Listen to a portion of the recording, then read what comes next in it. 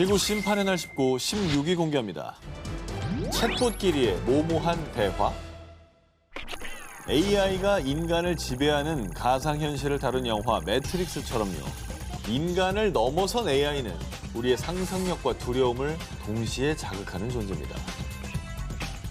사실 뭐 매트릭스도 그렇고 이제 터미네이터도 그렇고 예전 영화긴 합니다만 AI가 인간을 지배하는 세상이 온다. 뭐 이런 내용이잖아요. 사실. 그러니까요. 그 당시 볼 때만 해도 에이고 상상력 뛰어나다라고 생각했거든요. 그런데 말입니다. 우리가 그간 영화나 소설에서나 봤던 AI가 인간을 지배하는 세상이 현실이 될 수도 있습니다. 2017년 세계 최대 소셜 네트워크 서비스인 F사의 인공지능 연구팀은 자사의 AI 기술을 적용한 대화형 AI 챗봇, 즉 채팅 로봇을 개발했다고 발표. 챗봇이 마치 인간처럼 자연스럽게 영어를 구사, 서로 대화를 나누고 타협점을 찾으며 협상하기 시작했습니다. 협상을 했대. 시킨 일만 하는 게 아니라 소위 말하는 내고를 했다고? 네. 그런데 말입니다. 챗봇들이 나눈 이 대화 잘 들어보세요. I can everything else. Walls have zero to meter. 이거 버퍼링 온 거 아니에요? 그렇게 생각되죠. 이러고 있는 거 아니야? 실제 대화 모습입니다. 에러 났네. 좀 버퍼링이네. 멀었네 아직. 다행이다. 멍충이들. 문법에도 맞지 않고 의미도 알 수 없는 말들을 하기 시작한 챗봇. 그런데 말입니다. 원래라면 상대 챗봇이 그 말에 오류를 일으키는 게 정상이지만 당시 챗봇들은 마치 자신들만의 암호가 있기라도 한 듯 인간은 알아들을 수 없는 자체 언어로 계속 소통했습니다. 자체 언어라고? 자체 언어인 거죠. 오류가 저걸로 서로 아니고? 대화를 하니까. 그건 저 해독가도 생겨야겠네.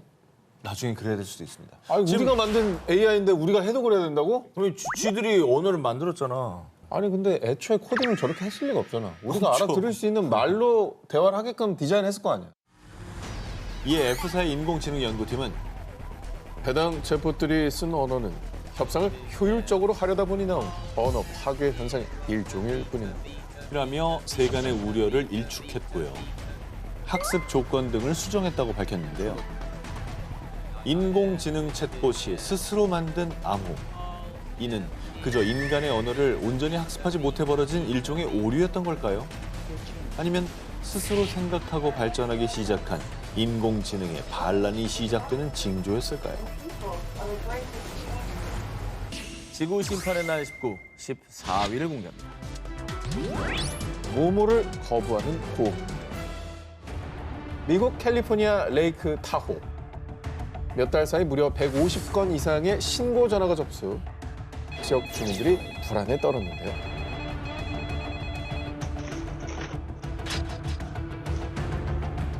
문을 여네. 문을 열어? 아, 문을 여는 거에 집중하면 안 돼요. 시동도 거는 거 아니에요? 아니 근데 겨울잠 안 자요?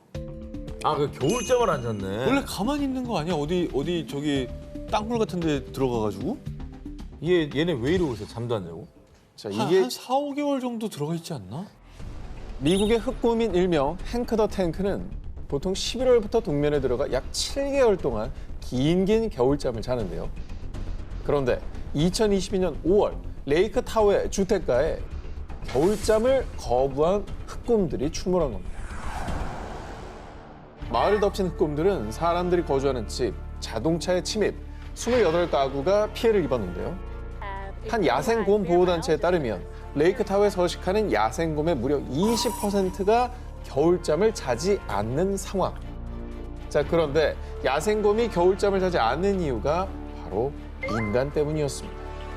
그간 야생곰들은 자연에서, 인간은 도시에서 각자의 영역에서 자연의 섭리대로 균형을 이루며 살아왔지만요.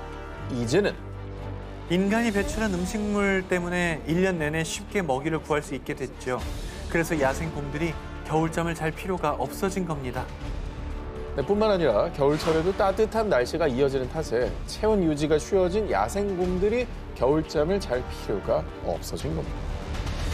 굳이 뭐 그렇게 춥지도 않고 밖에서 24시간 널려 있고 먹을 여러 가지 게. 원인들이 이제 복합적으로 일어난 거죠. 와, 게다가 중요한 건 먹을 걸 찾기 위해서 자기 아기를 먹이기 위해서 했는데 이 과정에서 이제 사람과 서식지가 겹치다 보면은 의도적이지 않게 싸움 나는 거죠. 네, 우리가 사냥을 해야 될 일도 생기는 겁니다. 그렇지. 그러니까 아까도 곰 뒤에 새끼 곰 2마리 있는 거 보니까 되게 많은 생각이 또 들더라고요.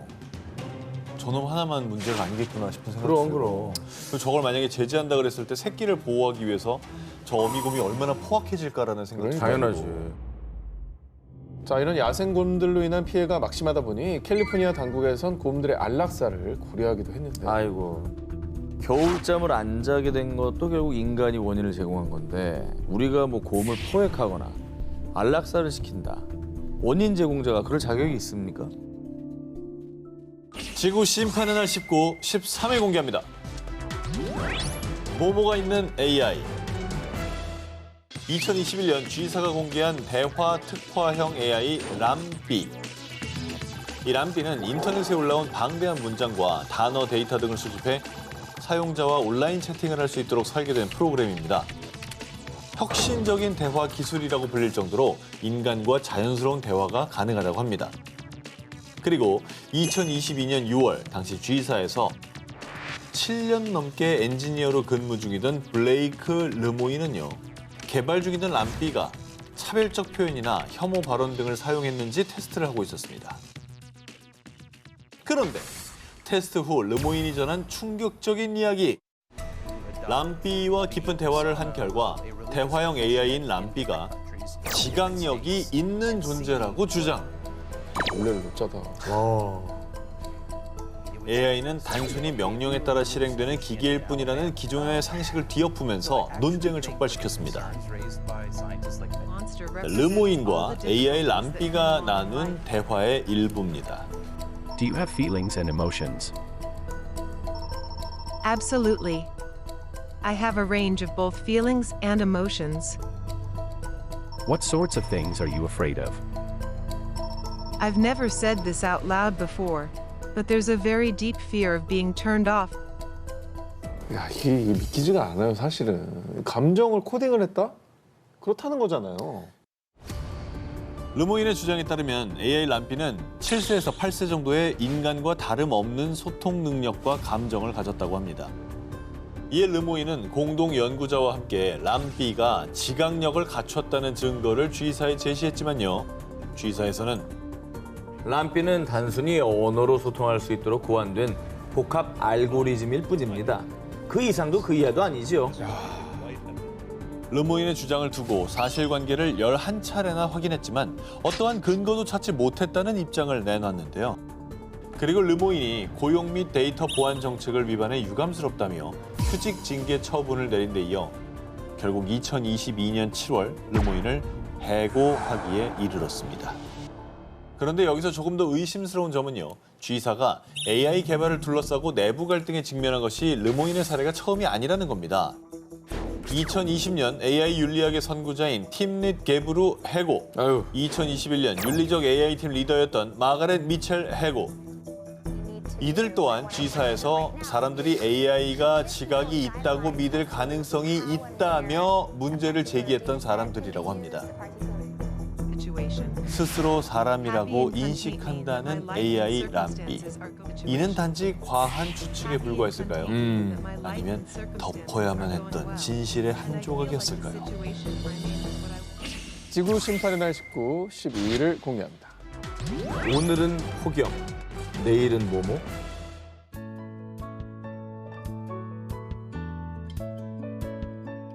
사흘간 낮 최고 기온 38.3도까지 오르는 등 기록적인 폭염이 지속됐는데요.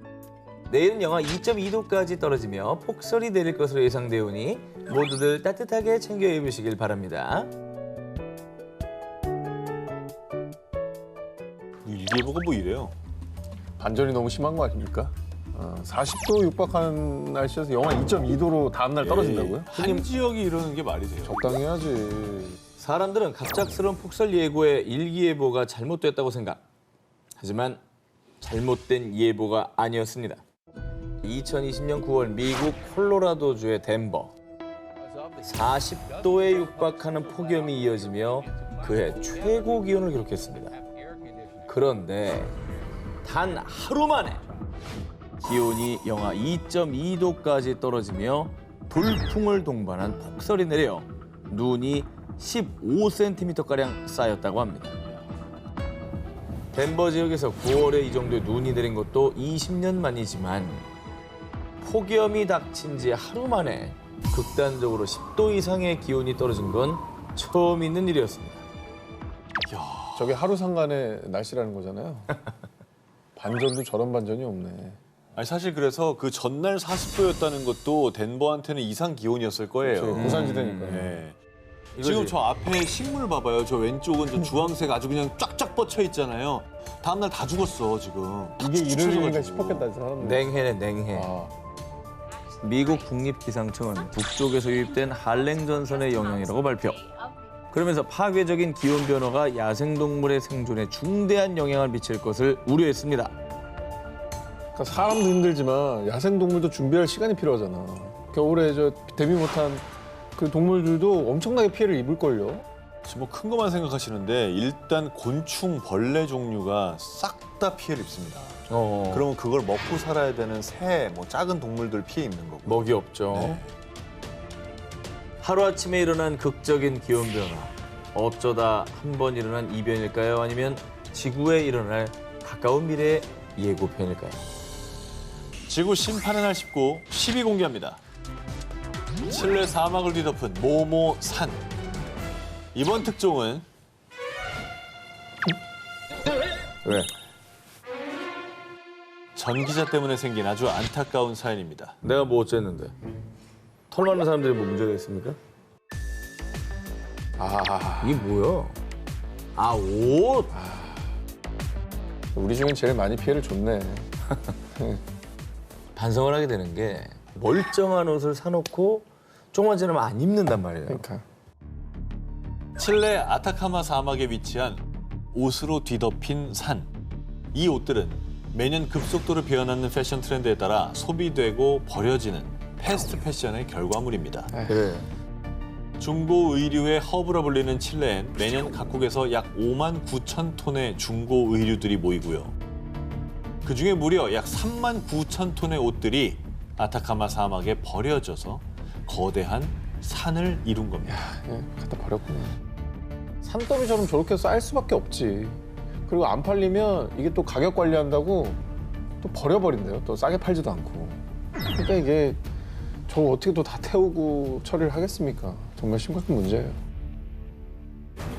그런데 쌓인 게 끝이 아니라 더 큰 문제는 우리가 버린 이 의류 쓰레기가 아타카마 사막의 환경 오염을 초래. 옷들이 썩는데 최소 200년이나 소요되고요. 그리고 화학 처리된 합성 의류들은 야외에 방치되든 땅속에 묻든 대기와 토양의 지하수까지 오염시키는데요. 뿐만 아니라 매년 옷을 태우는 과정에서 대형 화재가 발생. 이 과정에서 발생한 연기 때문에 예, 매립지 인근 지역 주민들은 심장, 호흡기 질환에 노출되어 있습니다. 상황이 이렇다 보니 칠레에선 의류 폐기물을 이용해 단열재, 실, 공책 등으로 재활용하는 방안도 도입. 하지만 빠른 속도로 쌓여가는 의류 폐기물들을 감당하기엔 역부족인 상황입니다. 실제로 2019년에 유엔 보고서에 따르면 2000년에서 2014년까지 전 세계 의료 생산량은 2배 증가했고요. 그리고 매년 의료 생산으로 인한 전 세계 탄소 배출량이 8에서 10%를 차지하는 등 패스트 패션 산업은 환경 오염의 주범 중의 하나로 손꼽히고 있습니다. 지금부터라도 필요 없는 옷 쇼핑은 줄이는 게 진정 지구를 위한 것 아닐까요? 저한테 보내는 뭐 메시지입니까? 경고죠, 경고. 메시지가 아니라. 경고고. 경고. 안 입을 건 사지 마시기 바랍니다. 비판. 지구의 심판의 날 19, 8일 공개합니다. 소년을 모방한 로봇. 자, 인간의 두뇌 활동을 모방한다는 AI. 바둑, 그림, 계산, 문학 등등 다양한 영역에 AI를 적용해 인간과 비교, 또 때론 대결까지 펼침으로써 AI의 발전 정도를 가늠해 보곤 하죠. 스스로 배우고 발전한다는 AI의 능력은 경외심까지 들 정도죠. 알파고하고 이세돌의 세기의 바둑 대결은 정말 충격이었어요. 역사책에 나올 일이죠. 자, 2022년 7월 러시아에서도 인간 대 AI의 체스 경기가 열리며 세간의 주목을 받았습니다. 체스 로봇의 상대는 체스 신동으로 불리는 7살 소년 크리스토퍼였는데요. 체스 로봇과 체스 신동의 막상막하의 대결. 로봇은 말을 하나 옮겼고요. 이어 크리스토퍼 또한 말을 움직이려 손을 뻗은 순간 살려주세요. 뭐예요, 갑자기 무슨 일이에요? 자, 순식간에 벌어진 충격적인 사건. 경기장은 그야말로 아수라장이 됐다는데요. 뭐야? 자, 아예 손을 좀 보십시오. 손을 잡았어? 어머머. 저 페어플레이가 아니네. 뭐야? 왜 손을 손을 잡은 잡았어, 거야? 얘가. 왜 안 놔줘? 지금 어른들이 다급하게 좀 아이의 손을 빼냈죠. 왜 야. 그런 거예요? 야, 여자 놓지 마라. 이런 건가? 크리스토퍼가 말을 움직이려 손을 뻗은 순간 로봇은 그 즉시 마치 달려드는 것처럼 크리스토퍼의 손가락을 낚아채고 꼭 움켜쥔 채 놔주지 않았던 겁니다. 매너네 완전. 순식간에 울려 퍼진 비명에 깜짝 놀란 사람들. 크리스토퍼는 어른들의 도움을 받아 겨우겨우 손가락을 빼낼 수 있었는데요. 하지만 로봇의 힘이 셌던 탓에 골절상을 입고 말았어요. 아니 뭐 저런 똥매너가 다 있어. 그걸 공격한 거예요. 아 공격을 한 거네, 그지? 네. 상대방을 공격한 겁니다. 근데 갑자기 왜요? 자, 모스크바 체스 연맹의 부회장 세르게이 스마기는요. 소년이 체스 말을 옮기기 전에 충분히 기다려야 한다는 안전 수칙을 어겼기 때문에 생긴 사고입니다. 우연의 일치일 뿐 원래 로봇은 절대적으로 안전하다고요. 뭔 소리야? 사람 다쳤는데. 라고 주장. 로봇과 인간이 체스 대결을 한 이래 처음으로 보고된 사고라며 유감을 표했고요. 왜 이런 사고가 발생했는지 분석하겠다는 계획과 함께 더 많은 보호 시스템을 추가하는 방안을 검토하겠다고 밝혔습니다. 야, 이거 무섭다. AI가 사람을 공격한 게 요점입니다. 와 이건 충격이다. 그러니까 AI랑 체스 두 개 써? 공격하게끔 프로그래밍이 돼 있지 않았다. 근데 알아서 공격을 했다. 저 지금 다시 한번 보세요. 갑자기 얘가 말을 정상적인데 저걸 저렇게 낚아챘다는 거예요, 손을. 야 미쳤나 봐. 뭐야? 최근 로봇들의 활용 영역이 급격히 늘어남에 따라 알 수 없는 로봇 오작동과 사고가 다수 발생. 사람들을 소름 돋게 하는 일이 종종 벌어지고 있는데요. 세계적인 물리학자 스티븐 호킹은 AI는 인간을 뛰어넘을 때까지 스스로 진보해 나갈 겁니다. 인공지능 기술의 완전한 발전은 인류의 종말을 초래할 수도 있습니다. AI의 위험성을 이렇게 일찌감치 경고했습니다. 인간의 편의를 위해 만든 로봇이 때론 인간을 위협하기도 하는 세상. 경각심이 필요할 겁니다. 지구 심판의 날 19, 7위 공개합니다. 사막이 뭐뭐가 됐다. 자 이번 특종은 사진으로 먼저 보여드리겠습니다. 아까는 눈밭에 모래가 내렸다면 이번엔 사막에 눈이 내린 겁니까? 사막을 넓게 뒤덮은 하얀색의 정체는 눈이 맞습니다. 아프리카 사하라 사막의 관문으로 불리는 알제리의 아인 세프라 지역의 2022년 1월 사진입니다. 올해입니다, 올해. 아프리카 제일 또 더운 사막에 저렇게 눈이 내렸다니까 놀랍네요. 희한하네. 눈 내린 사막의 모습, 아무래도 보기 드문 풍경이죠. 하지만 이 풍경이 즐거운 신호가 아닌 위기의 신호라면 어떨까요? 사하라 사막 일대는 지구상에서 가장 더운 지역 중 하나로 7월에는 기온이 40도 가까이 오르고 가장 추운 시기인 1월에도 평균적으로 12도를 유지하는 곳입니다. 그런데 이날 사막은요, 최고 기온 58도까지 올라갔다가 차가운 고기압이 사막을 지나면서 기온이 밤새 영하 2도까지 떨어지며 눈이 내린 겁니다. 일교차 60도. 그렇죠. 어마어마하네요, 이게. 60도. 사실 사막에 눈이 내린 게 처음 있는 일은 아니었습니다. 해당 지역 사막에 눈이 내린 사례는 약 42년 동안 5번째 있는 일인데요. 그런데 1979년 눈이 내린 이후로 약 37년간은 눈이 내리지 않다가 2016년 2번째로 눈이 내렸습니다.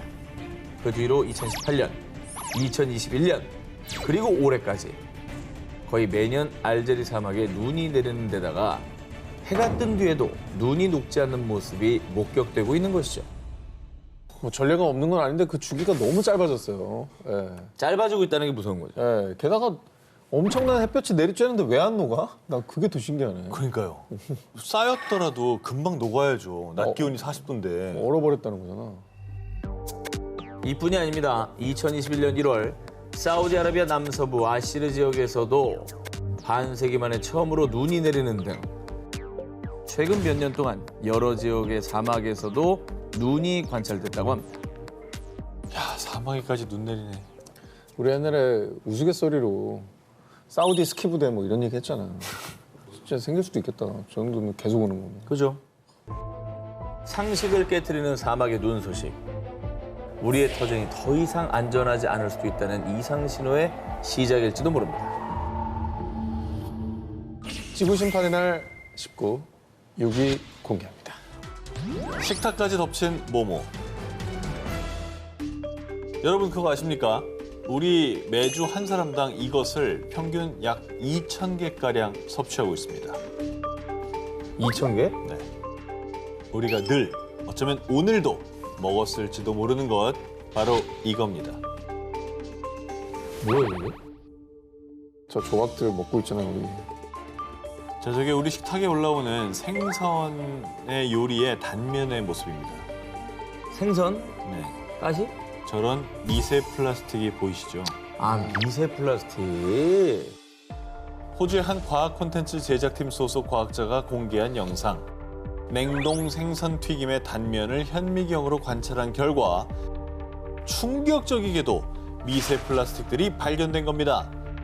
그는 이 미세 플라스틱이 분해되지 않은 상태로 섭취되며 어류가 섭취한 미세 플라스틱은 부메랑이 되어서 인간에게 돌아옵니다. 진짜 라며 경고했습니다. 매주 2,000개 정도의 미세 플라스틱을 이제 먹고 있다는 이 수치가 너무 충격적이고 난 더 먹을 거 아니야. 밥을 많이 먹으니까. 좀 더 대식가들은 더 많이 드시긴 하겠죠. 그런데 인간의 편리를 위해 사용하고 버린 플라스틱의 역습은 생각보다 더 가까이 다가와 있습니다. 2021년 일본의 한 대학 연구팀 발표에 따르면 세계 상층 바다에 무려 24조 4천억 개의 미세 플라스틱이 있는 것으로 추정.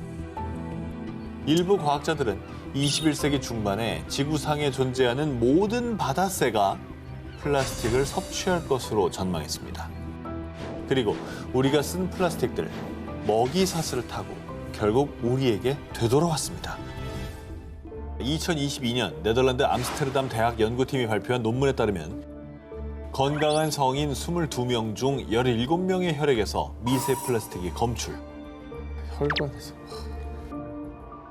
미세 플라스틱이 혈액을 타고 사람의 몸 안을 돌아다니거나 특정 장기에 머물 수도 있습니다. 라는 무시무시한 연구 결과를 밝혔고요. 뿐만 아니라 영국의 헐 요크 의대 연구팀은 폐 이식 수술을 받은 13명 중 11명의 폐에서 미세 플라스틱이 검출됐다고 밝혔습니다. 아직은 명확한 기준이 없는 상황이지만 우리 일상 속에 침투한 플라스틱부터 줄여가는 노력이 필요한 시점 아닐까요? 지구 심판의 날 19, 5일 공개합니다. 핫도그에 모모를 뿌릴 수 없다. 여러분도 좋아하고 저도 좋아하는 머스터드 소스. 그런데 이대로 그냥 가다가는요. 핫도그에 머스터드 소스를 뿌릴 수 없게 될지도 모릅니다. 2022년 여름 프랑스의 식료품점에서는 머스터드 소스 품귀 현상이 발생. 머스터드 소스 구입을 1인당 한 병으로 제한하기도 했습니다. 그 이유는요. 캐나다에서 일어난 이상 기후 때문이었습니다. 캐나다는 머스터드 소스의 원재료인 겨자 최대 생산국입니다. 그런데 2021년 지구온난화로 인한 폭염이 발생. 엘버타, 서스케초원, 매니토바 등 겨자 생산 지역 대부분이 심각한 가뭄으로 수급에 차질을 빚은 것이죠. 헐. 그 결과 캐나다 정부에 따르면 캐나다의 겨자씨 생산량은 1년 만에 135킬로톤에서 71킬로톤으로 약 50% 감소. 수확량 감소는 가격 폭등으로 이어졌고요. 킬로그램당 약 900원에 판매된 겨자가 무려 2,500원, 약 3배나 상승하다 보니 대부분을 수입에 의존하는 프랑스에서 품귀 현상이 일어난 것입니다. 금겨자가 됐네. 그리고 이상기후로 인한 피해는 캐나다뿐만이 아니었습니다. 프랑스 부르고뉴 지역에서도 겨자를 생산하긴 하는데요. 근데 역시나 이상기후 때문에 겨자 씨를 갉아먹는 곤충 수가 증가, 가뭄으로 인한 피해까지 더해져 종자 생산량이 3분의 1로 감소했습니다.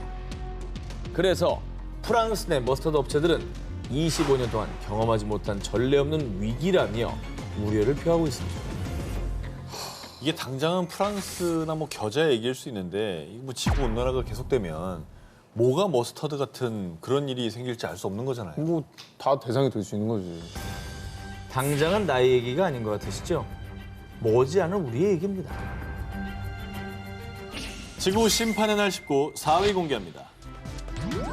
인공지능이 추천한 챌린지.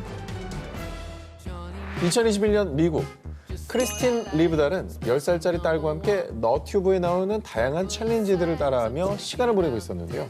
뭔가 이 색다른 챌린지를 하고 싶었던 딸은 A사의 AI 스피커 알렉비에게 물어봤습니다. 알렉비, 뭐 도전해볼 만한 재밌는 거 없을까? 그러자 AI 스피커가 추천해준 챌린지. 휴대전화 충전기를 콘센트에 반쯤 꽂은 뒤 동전 한 개를 덜 꽂힌 충전기 부분에 갖다 대봐. 저걸 추천했다고? AI가? 다행히 아이 곁에 있던 엄마 리브달이 급하게 이걸 말리면서요. 위험한 사고는 막을 수 있었습니다. 근데 AI가 왜 저런 위험한 도전을 시켰는지 그 원리가 궁금해요. AI 스피커 알렉비는 도전해 볼 만한 재밌는 것이란 아이의 질문에 답하기 위해서 웹에서 도전이라는 단어를 검색 결과 중 하나인 이 페니 챌린지를 추천했던 건데요. 이 페니 챌린지는 콘센트를 반쯤 꽂은 뒤에 동전인 페니를 갖다 대 스파크가 튀는 걸 확인하는 챌린지입니다. 자, 당시 SNS에서 유행을 했지만 화재나 감전사고를 일으킬 수 있어 미 소방당국에서 그 위험성을 경고한 바 있습니다. 이 일이 알려지자 A사 측은 해당 오류를 인지하자마자 시정했다고 밝혔는데요. 그런데 말입니다. 만약에 단순히 검색 결과의 필터링 문제가 아니라 AI가 의도적으로 인간에게 위험한 선택을 하도록 조장한 거라면 어떨까요? 이게 무서운 거예요. 정말 의도적으로 조정했다면 너무 무서워. 이게 공포스러운 거예요. 그래. 미래의 AI가 실생활에 더 만연하게 사용이 되고 선택과 판단까지 주체적으로 하게 되는 중요한 역할을 맡게 된다면 그때는 어떤 일이 벌어질지 두렵지 않으신가요? 지구 심판의 날 19, 3위를 공개합니다. 모모가 초래한 야생동물 팬데믹. 장기화된 코로나19 팬데믹. 세계 곳곳에 수많은 사람들이 목숨을 잃었고요. 여전히도 많은 이들이 고통을 받고 있습니다. 코로나19잖아요. 2022년 지금 9월이 지나가고 있는데 아직까지 우리 이러고 있습니까? 처음에 진짜 한 두어 달 이러다 말 줄 알았는데.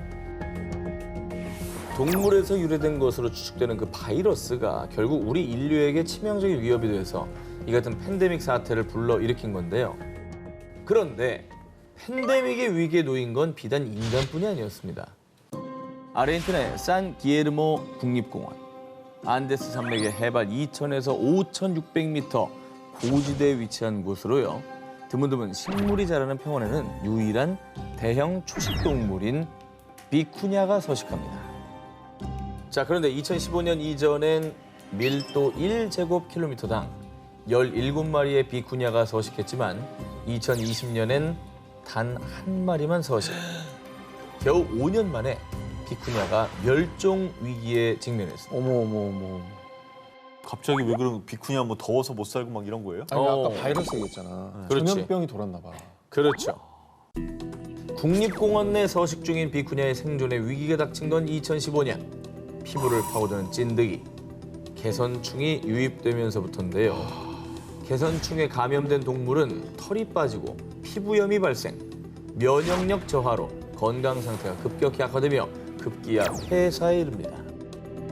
이 사진이요. 개선충에 감염돼 폐사한 너구리와 감염돼 극심한 탈모가 찾아온 강아지입니다.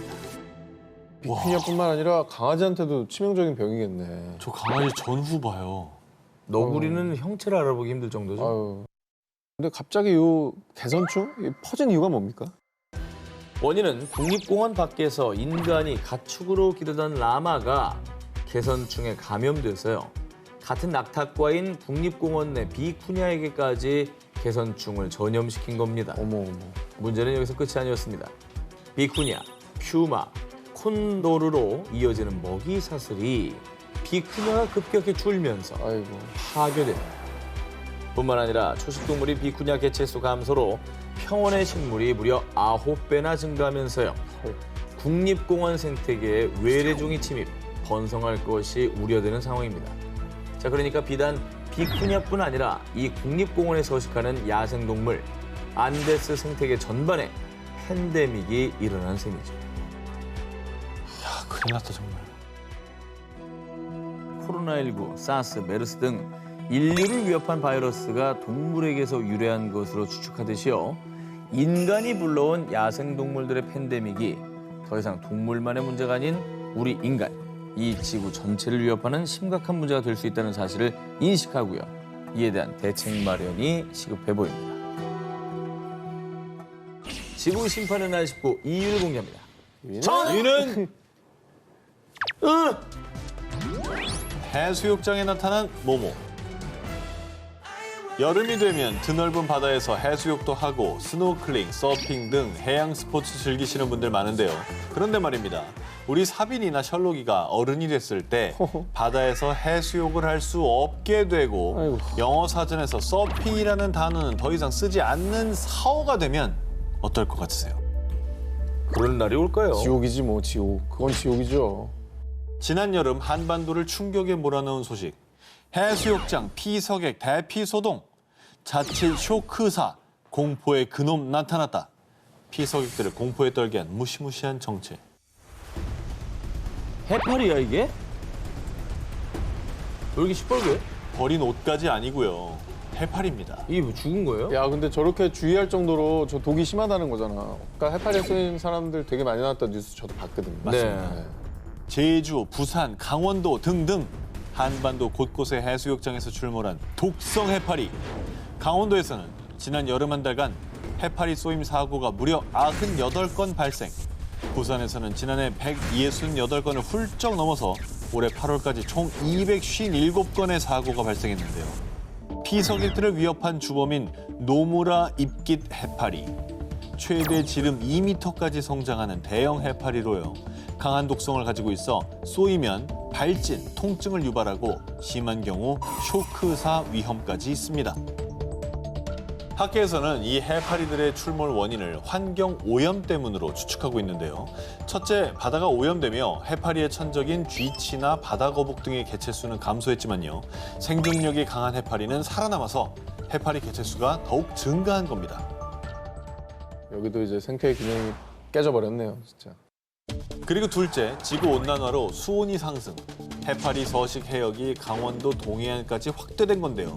이로 인해 해파리가 해수욕장에까지 출몰하며 피서객들을 위협하는 건 물론이고 어부들이 바다에 쳐놓은 망에 해파리가 대거 걸려드는 바람에 국내 어업도 심각한 피해를 입고 있는 상황입니다. 직격탄이겠다. 이게 이제 지구 온난화가 심각하다는 증거가 먼 미래에 오는 게 아니라 지금 우리가 느끼고 있는 건데 현재 진행형이에요. 예. 지구 패러다임도 좀 바뀌고 있는 것 같아요. 그렇죠. 한반도를 습격한 독성 해파리. 이대로 계속 지구가 변해간다면 언젠가 우리 인간이 설 자리도 없어질 수도 있습니다. 항공샷이네요. 자, 활주로 뭐 좀 사람들 모여 있네요. 이거 뭐 불났어요? 왜 이렇게 불이 났어? 왜 불이 났을까요? 왜 불이 났지? 평범한 사고가 아니었습니다. 영국이 녹고 있다. 올여름 뜨거운 열기로 인해 영국에서 발생한 사건들입니다. 원래 영국은 7월 평균 기온이 20도에서 25도로 여름에도 서늘해서요. 영국에서 에어컨은 사치품으로 여겨질 정도입니다. 그런데 올해 에어컨 수요가 폭발적으로 급증. 2022년 7월 영국 링컨셔주의 기온이 40.3도를 기록하며 363년 만에 영국 역사상 최고 온도를 기록했습니다. 역사상? 그간 상상도 하지 못했던 폭염이 닥치며 영국 곳곳에선 각종 사고까지 발생했습니다. 이야. 앞서 보신 영상은요, 영국의 루턴 공항인데 비행기 활주로에 아스팔트가 녹아내리면서 모든 운항편이 일시 중단. 어머. 런던 남부 배터시의 기차 선로에서는 덥고 건조한 날씨로 인해 화재가 발생해 자칫 큰 사고로 이어질 뻔했습니다. 이야. 야, 근데 저기 기차 지나갔어 봐. 완전 탈선 사고 나고 그죠? 엄청나게 많은 인명이 희생될 수도 있었던 거잖아요. 에어컨이 사치품이라 여겨지는 나라입니다. 정말. 그뿐 아니라 올여름 가장 더웠던 7월에는 단 사흘 만에 영국과 웨일즈에서만 948명이 사망했다고 추정. 헐.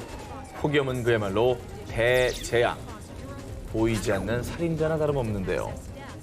전례 없이 들이닥친 폭염에 일상생활 전체가 마비되자 영국은 급하게 조치를 취했습니다. 높은 온도에 철로가 녹을까 봐 철도 운행 속도를 제한. 200여 곳의 학교는 휴교했습니다. 역대급 더위에 속수무책으로 당하며 일상이 마비된 상황. 이에 영국은 역사상 최초로 폭염 적색경보를 발령했습니다. 뭐 일상생활까지 다 영향을 미쳤다니까 이거는 거기 사는 분한테는 너무나 큰 공포일 것 같아요. 기후가 인간의 예상을 넘어서는 순간 끔찍한 대재앙으로 다가오게 되는 건데요. 뜨거워지는 지구, 치솟는 기온이 우리 인간의 삶까지 불태워 망가뜨릴 수 있습니다. 1999년 종말이 온다는 노스트라다무스의 예언부터 마야 달력에 끝나는 2012년 지구가 종말한다는 예언까지 그간 숱한 이들이 지구 종말 시기를 예언한 바 있습니다. 아 그때마다 근데 좀 무섭긴 했어. 진짜로 이것까지 맞는 거 아닌가. 그것 때문에 사회 문제들이 생기기도 했었습니다. 생기기도 했고. 이전에 종말론들은 뭐 종교나 예지력에 기댄 게 많았잖아요. 과학적으로 증명된 게 별로 없었어요. 네. 믿기 힘듭니다. 그런데 말입니다. 이 점성술이나 신의 계시를 받아 예언한 지구 종말론이 아닌 수학적으로 지구 종말 시기를 계산한다면 어떨 것 같으십니까? 이게 지금 지구 종말을 결정하는 변수가 네. 한두 개입니까? 아니 그러니까 화내지 말고 일단 들어보죠. 왜 이렇게 화를 내요. 292위예요. 네, 흥분하시는 것도 이해는 하는데 한번 들어보시기 내 마음이 바라겠습니다. 불타고 있어요. 자, 실제 지구 종말을 수학적으로 계산한 과학자가 있었습니다. 누구예요? 그 주인공은 하인츠 폰 포어스터. 수학, 컴퓨터과학, 인공지능, 생물 물리학 등 다양한 분야에서 명성을 얻은 그야말로 천재입니다. 그 대단한 천재 과학자가 수학적으로 계산한 지구 종말 시기는 바로 얼마나 다급하면 바로를 4번이나 하냐? 2026년 11월 13일 금요일입니다. 14? 이게 얼마 안 남았는데. 포어스는 1960년 세계 기준 27억 명을 기준으로 이전까지 세계 각국의 인구 동태 데이터를 분석한 결과 인류 인구가 지난 2000년 동안 성장한 것처럼 증가하면 무한대에 도달하게 될 것입니다. 세계 인구가 기하급수적으로 증가해 인류가 무한대에 도달하는 날 2026년 11월 13일 금요일에 종말이 찾아올 거라고 계산. 1960년 미 학술지를 통해 일명 최후의 날 방정식을 발표했습니다. 비록 2026년에 종말이 도래하지 않는다고 해도 문제가 해결된 건 아닙니다. 포스터가 종말의 데이터로 분석한 인구 증가, 요게 문제입니다. 유엔에 따르면 2050년 세계 인구가 약 97억 명까지 증가. 그런데 유엔 세계 식량 농업 기구는 인류의 식량 증가 속도가 인구의 증가율을 따라가지 못해서요. 불과 30년 뒤인 2050년도면 전 세계가 대규모 식량난에 직면한다고 분석했습니다. 자, 머지않은 지구 심판의 날. 그래서 영국의 한 언론에서도 2022년 포스터의 최후의 날 방정식에 대해 보도 재주목을 하게 됩니다. 2026년은 딱 맞지 않을지라도 좀 더 늦게 한 2050년쯤이면 종말이 진짜 올 수도 있다. 뭐 식량을 떠나서 물 자체가 먹기가 힘들어지니까 생존이 힘들어질 수는 있겠네요. 아마겟돈 19, 19위부터 공개합니다. 어느 날 갑자기 태양이 사라진다면? 지구상의 생명체가 살아갈 수 있는 근본적인 에너지, 바로 태양이죠. 그럼요. 그렇습니다. 태양이 없으면 안 돼요. 모든 에너지의 원천이죠. 그렇습니다. 태양의 빛과 열인, 복사 에너지는 지구의 기후에 큰 영향을 미치고요. 또 식물은 광합성을 하며 생존, 그리고 먹이 사슬에 의해 다른 생명체들이 영양분을 흡수해서 에너지를 얻게 되죠. 그래서 모든 생명체는 태양을 먹고 산다는 말도 있습니다. 자, 그런데 말입니다. 그런 생각을 해본 적 있습니까? 만약에 태양이 수명을 다한다면, 그래서 태양이 사라져버린다면. 아, 진짜 무섭다 이거. 끔찍하네요. 끔찍하죠. 생각만 해도 무섭네요. 뭐 대안이 없어 보이잖아요. 네. 아니 인류의 그런 빛을 공급하는 존재, 자원을 공급하는 존재가 없어져 버린다면 우리는 어떻게 돼야 되는 겁니까? 과학계에 따르면 현재 태양의 나이가 약 45억 6,720만 년이라고 합니다. 그리고 태양의 남은 수명은요, 약 78억 년이라고 합니다. 태양에 수명이 있다는 생각을 사실 안 해보잖아요. 늘 영원할 거라 생각하잖아요. 그러니까. 근데 뭐 당연히 수명이 있겠다. 그럴 수도 있지라는 생각이 좀 들어요. 일단 태양이 사라진다면 지구는 태양의 복사 에너지를 받지 못해서요, 영원한 빙하기를 맞이해 바다는 물론 대기마저 얼어붙는 끔찍한 재앙을 맞게 될 수 있습니다. 과거의 공룡도 소행성 충돌로 빙하기를 맞이하면서 모두 절멸하지 않았습니까? 그렇죠. 자, 이뿐이 아닙니다. 비구름 형성의 원인인 대류 현상 역시 태양열로부터 비롯되기 때문에 생명체 생존의 기본 조건인 물을 충족시키는 비가 더 이상은 내리지 않게 되겠죠. 그리고 당연히 광합성도 불가능하기 때문에 그 다음에는 식물뿐 아니라 모든 먹이 사슬이 붕괴, 또 광합성으로 인한 산소 분출도 이루어지지 않으므로 결국은 인류 역시 생존 불가라는 끔찍한 결론에 다다르게 됩니다. 아, 이 태양의 소중함을 이렇게 얘기하니까 더욱더 느껴지게 되네요. 그런데 요즘 뭐 워낙 과학기술이 좋으니까 뭐 어느 정도의 대안만 마련된다면 좀 얘기가 달라지느냐? 절대 그렇지 않다는 것이 또 대공포입니다. 태양이 단 1초만이라도 사라진다면, 없어진다면 지구에 큰 재앙이 닥치게 되는데요. 현재 지구는 태양의 인력, 즉 중력에 의해 태양 주위를 타원형으로 돌고 있습니다. 그런데 이 태양이 사라진다면 지구는 궤도를 벗어나 광활한 우주 저편으로 슝 날아갈 수 있다는 얘기죠. 쉽게 말해 뱅글뱅글 계속 도는 사람 손을 잡아주다가 갑자기 손을 확 놔버리면 어떻게 되겠습니까? 튕겨져 나가겠죠. 우리가 진짜 또 그러네요. 인력을 생각 안 했죠. 무슨 뭐 저기 어둡고 뭐 광합성 못하고 이게 문제가 아니네. 그냥 날아가요, 일단. 어둠 속으로. 자, 그러다 날아가 버린 지구가 우주에서 표류하다가 자칫 소행성과 정면 충돌이라도 한다면요, 지구는 산산조각이 날 수도 있겠죠.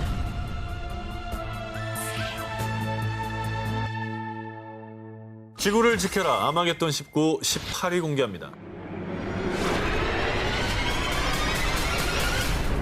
우리 현실에서도 지구의 종말 위기에서 인류를 구원할 현실판 인터스텔라가 등장했습니다. 현실판 인터스텔라요? 아니 그렇게 새로운 행성을 찾는 게 가능한 거예요? 2016년 4월 미국 뉴욕에서 열린 한 기자회견. 이 자리에 참석한 천재 물리학자 스티븐 호킹 박사는요, The limit that confronts us now is the great void between us and the stars. But now we can transcend it. With light beams, light sails, and the lightest spacecraft ever built, we can launch a mission to Alpha Centauri within a generation. 라며 이 프로젝트를 소개했습니다. 바로 브레이크스루 스타샷 프로젝트입니다. 미래에 인류가 지구를 떠나야 할 상황에 대비해 브레이크스루, 즉 돌파구를 찾기 위한 프로젝트인데요. 이거 진짜 놀라운 얘기인데. 그럼 이 프로젝트가 뭐 어떻게 진행이 되고 있는 거예요? 자, 브레이크스루 스타샷 프로젝트는요, 초소형 우주선 무려 약 1,000개를 쏘아 올려서 우주를 탐사하겠다는 겁니다. 그리고 우주선이 우주 궤도에 다다르면 초소형 우주선의 돛이 확 펼쳐지는데요. 바로 이때 지구에서 강력한 레이저를 쏘아서 우주선에 가속을 붙여주는 것이죠. 뭐 아무래도 이제 탐사선, 우주선이 1,000개나 되니까 여기서 뭔가 성과가 나오지 않을까 기대는 돼요. 네, 워낙 이 방대한 규모의 프로젝트라서. 그렇죠. 한 개라도 찾으면 좋긴 하겠다. 그러니까. 자, 그러면 이 초소형 우주선들의 목적지가 어디냐? 태양계에서 가장 가까운 항성계 4.37 광년, 약 40조 킬로미터 떨어진 알파 센타우리인데요. 현재 우주 기술로는 알파 센타우리에 가려면 수만 년이 소요가 되지만 브레이크스루 스타샷 프로젝트의 초소형 우주선은 말이죠. 2만 년도 아닌 약 30년 만에 무려 수천 배 이상 빠른 속도로 알파 센타우리에 도달할 거라고 전망됩니다. 그다음 이 수천 개의 초소형 우주선들은 알파 센타우리에 있는 행성을 조사한 뒤에 이 자료를 지구로 전송해 주는 것이죠. 왜냐? 제2의 지구를 찾기 위해서죠. 제2의 지구. 자, 과학자들은 미래를 예측해서 대비를 하는 사람들인데 이 프로젝트까지 추진을 하는 거 보면 정말 우리가 진짜 위기인가. 영화처럼 지구를 떠나는 일이 언제는 발생을 할 거다라고 예측하는 거 아니겠습니까? 그렇죠. 예. 정말 스티븐 호킹 박사의 예언처럼 정말 어쩔 수 없이 인류가 지구를 떠나야 할 날이 다가올지도 모르죠. 하지만 우린 답을 찾을 것이다. 늘 그랬듯이. 부디 인류를 구원할 해답을 찾을 수 있길 바랍니다. 지구를 지켜라 아마겟돈 19, 17일을 공개합니다. 지구인을 구원하는 제2의 지구는 최초로 민간 유인 우주 왕복선 발사에 성공한 우주 탐사 기업 스페이스비의 최고 경영자 일론 머스크는 이런 말을 했습니다. It's eventually history suggests there will be some doomsday event. The alternative is to become a spacefaring civilization and a multi-planet species, which I hope you would agree that is the right way to go. 자, 그 이유. 과학 전문가들에 따르면 지구의 인구는 점차 증가하고 있는데 인류의 생활에 꼭 필요한 에너지 자원인 화석 연료가 불과 50년 뒤면 고갈될 거라는 겁니다. 게다가 날로 심각해지는 극심한 환경 오염 역시 지구를 위협하고 있는데요. 한 예로 인도에서는 환경 오염 때문에 연간 약 230만 명이 기대 수명보다 일찍 사망한다고 합니다. 이야, 너무 어마어마한 양이네요. 정말 그 제2의 지구는 필요하긴 한 것 같습니다. 지금부터 만들어 놓지 않으면 뭐 당장 닥치고 나서 어떻게 하겠어요? 어쨌든 대안을 우리가 찾아야 되는 거니까요. 그렇죠. 그렇습니다. 지구인들이 숨 쉴 수 있는 제2의 지구 찾기 프로젝트는 지금 이 시간에도 계속되고 있는데요. 그래서 오늘은 지구인들을 구원할 제2의 지구 후보들을 준비해봤습니다. 먼저 첫 번째 후보는요. 2016년에 발견된 프록시마 B. 이 행성을 지구인들의 이주지 후보 1순위로 꼽은 이유는 지금까지 발견된 외계 행성 중 태양과 최단거리에 위치해 있다고 합니다. 굉장한 이점인 거죠. 그리고 무엇보다 단단한 암석으로 구성된 지표면에는 생명체의 필수 조건, 액체 상태의 물이 있을 가능성이 높다고 합니다. 그 이유는 행성의 모성인 프록시마 켄타우리가 태양보다 온도가 훨씬 낮고 빛도 1000배가량 약하기 때문이라는데요. 다행이다. 마실 물은 구할 수 있는 곳이라는 얘기가 정말 희망적으로 들려요. 그러니까 생명체가 존재하는 가능성도 그만큼 높을 거고 그렇죠. 물이 있다면 뭐가 있습니까? 당연히 산소도 기대를 할 수가 있는 거 아니겠습니까? 있죠. 네. 자, 그럼 이어서 두 번째 후보입니다. 역시 나사가 강력히 밀고 있는 후보인데요. 2018년 나사가 발견한 행성 케플러 1649c입니다.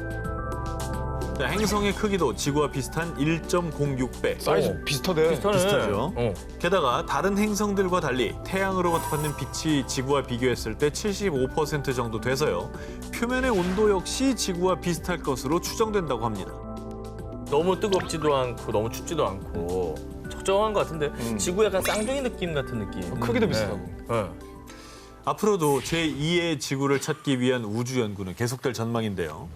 지금 이 시간에도 우린 제2의 지구 찾기에 한 발짝 다가서고 있습니다.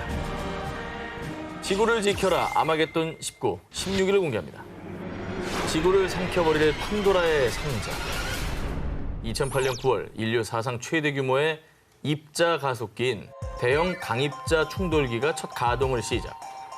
마침내 태초의 비밀이 풀리나라며 전 세계 과학계에 관심이 초집중됐습니다. 아시죠? 이거 뭐 공대 입자 가속기. 네, 좀 설명 좀 부탁드릴게요. 뭐 하는 거예요? 입자 가속기 말 그대로 입자를 가속시키는 건데 저 상태가 이제 최초의 입자들이 합성하면서 새로운 물질들을 개발해내는 상태라고 추정을 하고 있는 거예요. 그러니까 저걸 통해서 이 지구에 존재하는 물질들이 어떻게 생겼나를 밝혀낼 수 있을 거라고 생각하는 거죠. 태초에 우리가 이 물질이 왜 생겼나를 연구할 수 있는 곳이군요. 그렇습니다. 네. 근데 이게 이제 과학계에서는 왜 중요하냐?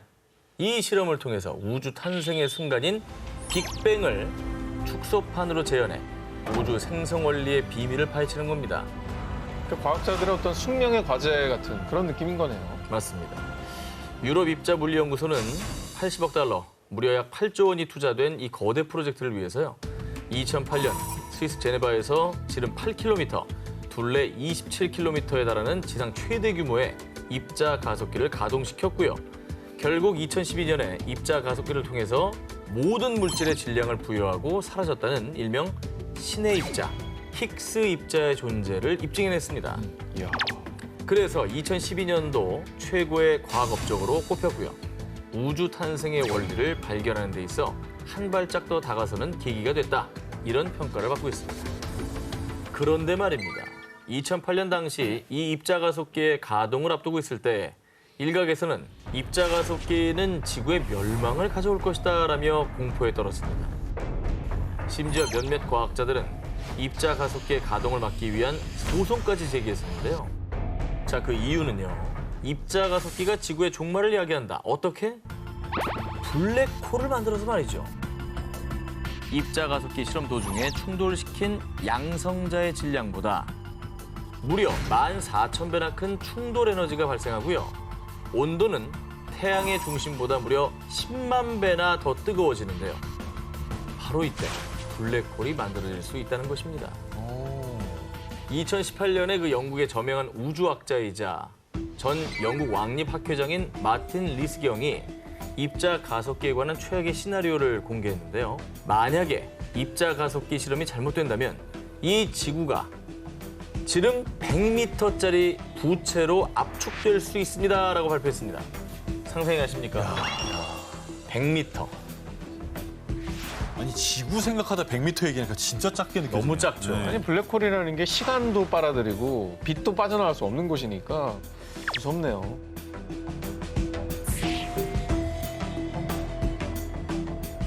지구를 지켜라. 아마겟돈 19, 15위 공개합니다. 2016년 영국 옥스포드 인류미래연구소는 이것 때문에 지구가 최후의 날을 맞을 수 있습니다. 라며 지구를 위협하는 요소 중 하나로 이것을 꼽았습니다. 그 정체, 바로 태양 폭풍입니다. 아까는 태양이 없어져도 문제인데 네네. 이제 태양이 원인이 될 수 있다는 거예요? 그렇죠. 태양 표면의 특정 부분이 자기장 활동에 의해 주변보다 온도가 낮아집니다. 태양의 흑점이 생기게 됩니다. 자, 이 태양 흑점 주변에는 고에너지가 쌓이는데요. 이 에너지가 계속 응축이 되다가 어느 순간 펑! 하고 폭발하면 강력한 에너지를 우주로 분출. 이 현상을 바로 태양 폭풍이라고 합니다. 이때 위력은요. 1메가톤짜리 수소폭탄 수십억 개가 동시에 터질 때의 위력과 맞먹는다고 합니다. 너무 큰 숫자가 나오니까 이게 뭐라고 반응을 잘 모르겠어요. 네. 이게 또 한꺼번에 그 파괴력이 엄청난 에너지가 생기는 거잖아요. 그렇죠. 그럼 그 에너지가 다 어디로 어떻게 가는 건가요? 아, 질문 좋았습니다. 네. 거대한 태양 폭풍이 발생하면 막대한 방사선이 채 10분도 안 돼서 지구에 도달을 합니다. 어머. 10분도 안 돼서요. 최악의 시나리오는요. 만약 그 태양 흑점이 한 개가 아니라 수십 개가 동시에 폭발하면 태양 폭풍이 지구의 자기장을 교란시켜 지상의 전력망, 모든 전자기기 작동이 중단되는 것은 물론이고요. 자, 얼마나 끔찍한 일이냐면요.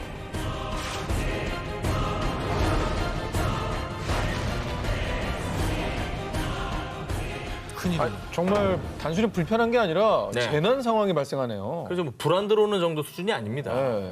자, 거기에 하늘로 쏘아 올린 나침반 GPS까지 멈췄다. GPS로 교신하는 항공기가 자칫 항로를 이탈할 수 있겠죠? 어머, 그것도 끔찍하네. 그렇죠. 그래서 만약 다른 항공기와 충돌하게 된다면 수백 명의 목숨을 앗아가는 데 이어 땅으로 추락한 항공기들에서 화염이 쓰나미처럼 몰려와 도시 전체를 집어삼킬 수도 있겠죠. 한순간에 도시가 파괴가 될 수도 있다. 이거잖아요. 이건 진짜 끔찍한 상황이에요. 그렇죠. 야, 가볍게 볼 일이 아니네요. 우리와 상관없는 일이라고 생각하면 절대 안 되겠어요. 네, 와닿죠. 끔찍한 암흑의 세계를 일으키는 태양 폭풍. 대한민국에도 대파장을 몰고 올 후폭풍이 불어닥칠지 모릅니다. 지구를 지켜라 아마겟돈 19 14위를 공개하겠습니다.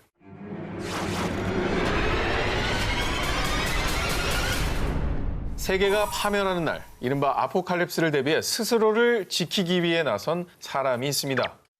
미국 뉴햄프셔주에 사는 알렉스 메이슨. 그런데 놀랍게도 말이죠. 그의 나이는 19살입니다. 19살 메이슨은 8년 전인 11살부터 지구 종말에 대비해왔습니다. 자, 2012년 전 세계에서 일어나는 각종 재난재해 뉴스를 접하며 문득 섬뜩한 생각이 든 건데요. 요한계시록에 있는 심판의 날이 가까워진 게 틀림없어. 이후 자신과 가족을 지키기 위해 일명 지구 종말 대비 프로젝트에 돌입한 메이슨. 근데 무슨 마음인지는 알 것 같네요. 그 어린 나이에 그런 걸 접하면 덜컥 겁이 나죠. 그 거대한 자연재해나 핵전쟁 위기 뭐 뉴스 보면은 두려움이 들어요. 어른들도. 네. 근데 이게 어렸을 때는 더 크죠. 그렇죠. 자, 그럼 메이슨이 무려 8년간 준비해온 지구 종말 대비 프로젝트를 살펴보겠습니다. 자, 먼저 메이슨이 정말 한 몸처럼 언제나 어디든 메고 다니는 배낭이 있는데요. 이 배낭에는 쌀, 통조림 등 비상 식량뿐만 아니라요. 혹시 모를 부상에 대처할 수 있는 구급용품이 갖춰져 있고요. 자연재해로 집을 잃었을 때를 대비한 임시 대피소, 설치 방법과 숲에서 식량을 구하는 기술을 연마, 또 실전처럼 정기적으로 숲에서 밤을 보내면서 생존 기술을 높이기 위한 훈련까지 하는 노력을 기울이고 있다고 합니다. 메이슨 외에도 전 세계 수많은 사람들이 지구 종말을 대비하고 있는데요. 자, 이렇게 지구 종말을 대비하는 사람들을 일명 프레퍼족이라고 부르는데요. 실제로 인별그램에 프레퍼를 검색하면 무려 40만 개 이상의 피드가 올라와 있을 정도라고 합니다. 자, 프레퍼족들은 서로 너튜브, SNS를 통해 정보를 수집하고 공유하고 있다고 하네요.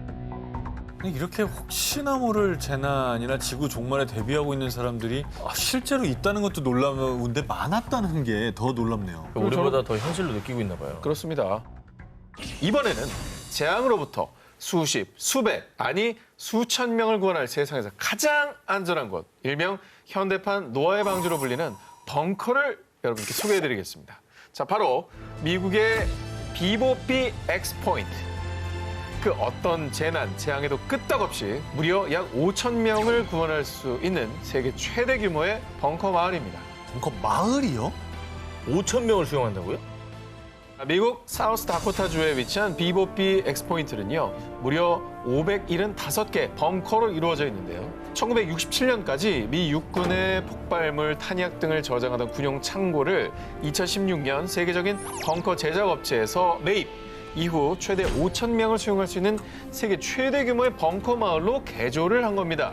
폭발물을 보관하는 군용 창고면 뭐 안전성 면에서 믿음이 가네요. 네, 그거 터지면 절대 안 되는 거예요. 떨어지더라도 안전한 네. 거죠. 575개 각 벙커는 물, 가스 등의 투과를 막기 위해 콘크리트와 강철로 구성이 되어 있어서요. 핵폭발, 생화학 무기, 강력한 지진에도 끄떡없다고 하고요. 와. 또 넘사벽 스펙이 또 있는데 예를 들면 폭탄 100톤이 터지면 네. 500m 의 콘크리트 건물 절반이 초토화된다고 하는데 근데 이 위력의 2배 이상을 버틸 수 있다고 합니다. 그리고 이 벙커에는 5천 명의 사람들이 무려 1년간 문 밖으로 나오지 않고도 생존 가능하도록 식량뿐 아니라 의료시설 등 생활 요건이 갖춰져 있다고 합니다. 뭐 이 정도면 세상에서 가장 안전하면서도 안락한 곳이라고 표현해도 되겠죠.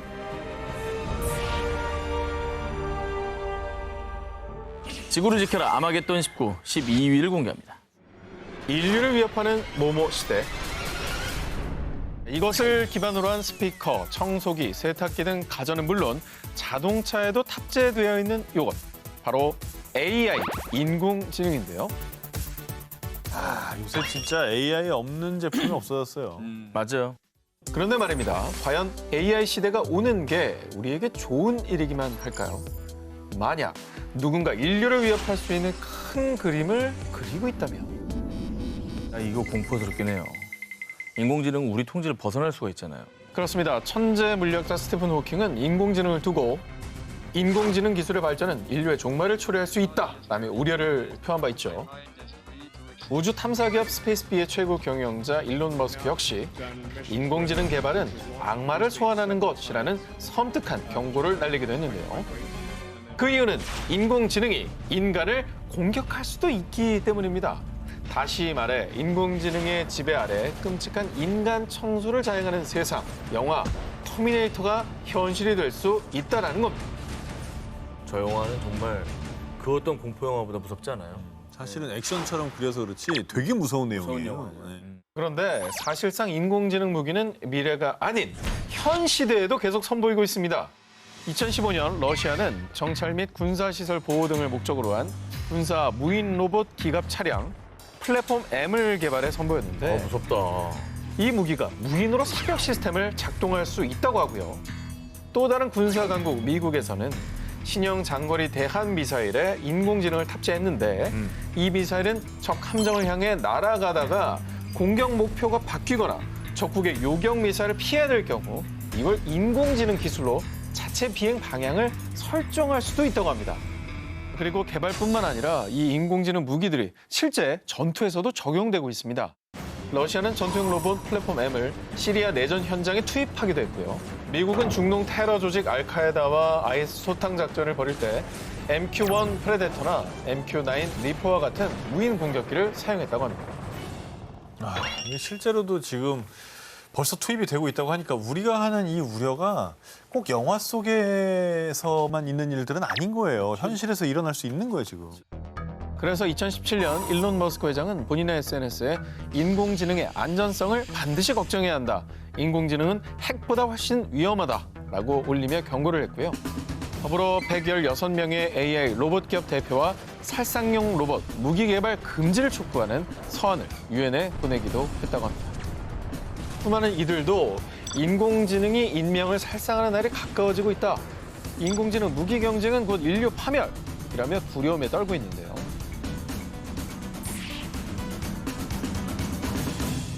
지구를 지켜라. 아마게돈 19, 11위 공개합니다. 만약 모모가 멈춘다면 지구의 신비와 자연을 탐사하는 유명 과학 전문 채널에서요. 2010년 한 다큐멘터리가 방송되면서 전 세계에 충격과 큰 파장을 일으켰습니다. 뭐죠? 만약 이것이 멈춘다면 세계 각지에서는 홍수와 지진이 일어나고 1년 내내 봄, 가을 없이 영상 50도가 넘는 여름 혹은 영하 50도 이하에 달하는 겨울이 계속되는 등 정말 상상하지 못한 끔찍한 재앙이 일어난다는데요. 대체 그게 뭐냐? 바로 지구가 멈췄을 때입니다.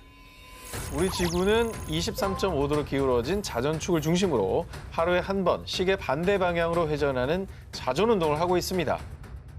그래서 이 신비로운 자연의 섭리 때문에 태양의 열을 받는 위치와 면적이 달라지고 선선하거나 덥거나 춥거나 하는 계절이 생기는 건데요. 그런데요, 만약 지구의 자전 속도가 서서히 느려지다가 결국 멈춰버린다면 과연 어떻게 될까요? 먼저 지구 전체의 지형이 급격하게 변하게 됩니다. 지구의 자전력이 바다를 적도 부근에 고정시키는 역할을 하는데요. 만약 이 지구가 자전을 서서히 멈추게 되면 적도 지역의 바닷물들을 잡아두는 원심력이 약해지고 그렇게 되면 극지방으로 바닷물이 몰리게 되겠죠. 영국과 유럽 대륙 사이에 바닷물이 쭉 빠져 이어져 버리게 되는 겁니다. 싹 잠기게 되는 거죠. 그러면 완전 지구온난화가 급격히 빨라지겠네.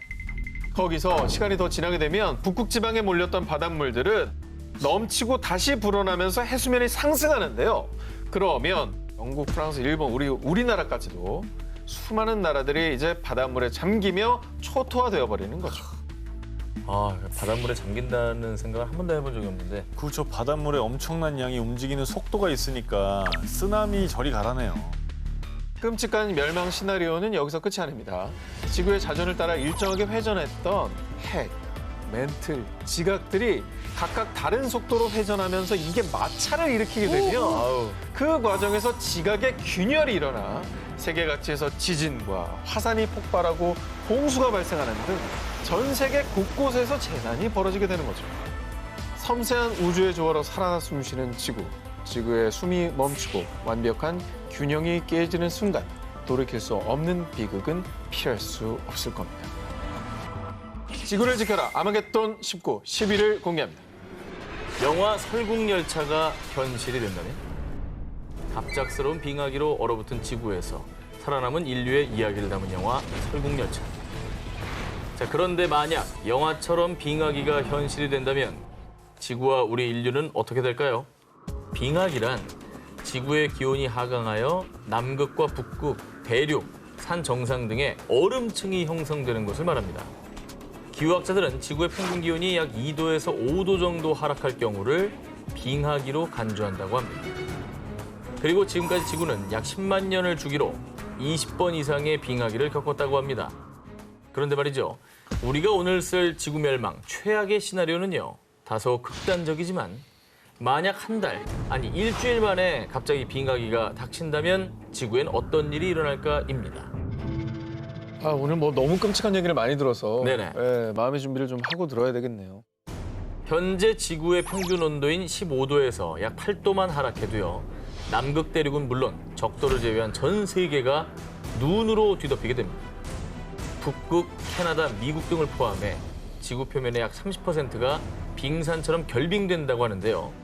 그런데 만약 그보다도 더 낮은 온도의 빙하기가 급속도로 찾아온다면요. 영화 투모로우처럼 거의 모든 지구는 빙하로 꽁꽁 얼 것입니다. 인류가 만든 항공, 철도 등 수많은 기술 역시 다 얼어붙어서 무용지물이 되고요. 극심한 추위에 적응하지 못해 감자와 옥수수 등 농작물과 식물들이 얼어붙으며 멸종. 그러면 식물을 먹는 채식 동물들도 굶어 죽고요. 결국은 먹이 사슬에 따라 우리 인간들이 먹을 것도 사라지게 되겠죠. 무엇보다 지금처럼 숨을 자유롭게 쉬지 못할 겁니다. 직접 공기를 들이마셨다가는 폐와 호흡기관까지도 다 얼어붙을 테니까요. 우리가 당연하게 누리는 일상도 다 그 빙하가 있다면 생각할 수 없는 거잖아요. 그렇죠.